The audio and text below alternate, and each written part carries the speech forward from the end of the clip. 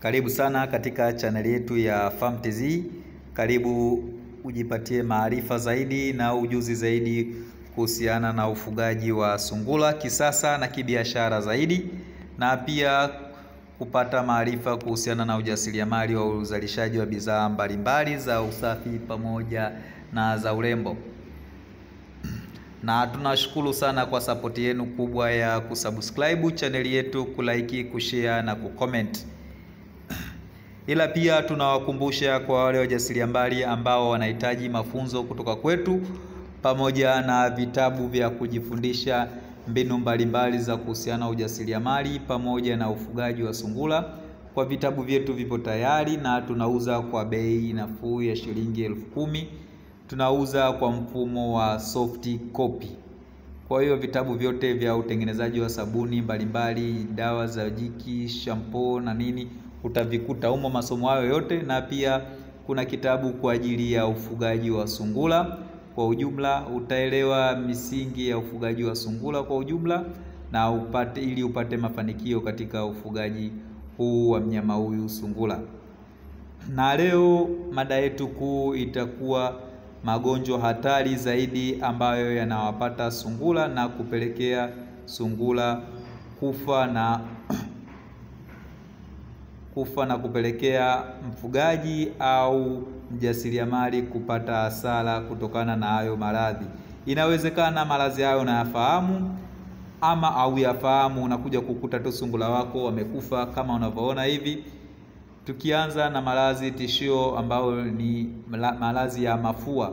Haya maradhi ni tishio kubwa sana kwa sungura, na maradhi ambayo yakimpata sungura hachukui muda mrefu sana, kwa sababu maradhi haya yanatokana na vumbi mbalimbali ambazo zinatokana katika vyakula au vumbi zinayotokana katika maeneo halisi ambayo yanapatikana sungura wako. Kwa hiyo jitahidi sana mjasiriamali kuweka katika hali ya usafi wa kila jambo katika mabanda yako na chakula kwa ujumla, ili upate mifugo mizuri na kuepusha huu ugonjwa wa mafua.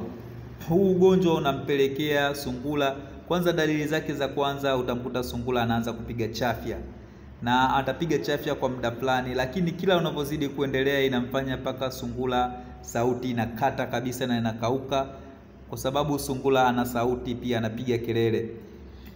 Kwa hiyo inafikia hatua sungura hadi sauti inakata kabisa na utaisikia kwa mbali zaidi. Kwa hiyo ukishaona hivyo, hatua utaanza kuwakagua hata puani mwao, utaanza kugundua kwamba sungura wana mafua puani, hata na machoni pia utaona anatoka machozi kwa namna moja au nyingine.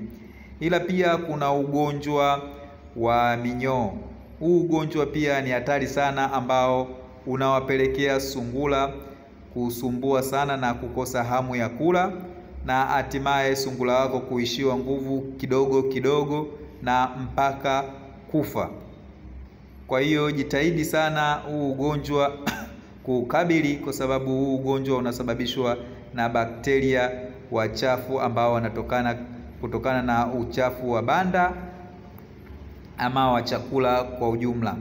Ila pia tunawakumbusha support yenu ya kusubscribe, kulike, kushare na kucomment, na kama bado hujafanya hivyo kusubscribe, tunaomba support yako hiyo, ili video zetu zipate kwenda mbele zaidi na kuwafikia wajasiriamali wengi zaidi, ili na wao wapate kujifunza jinsi ya ufugaji huu sungura na wapate faida mbalimbali.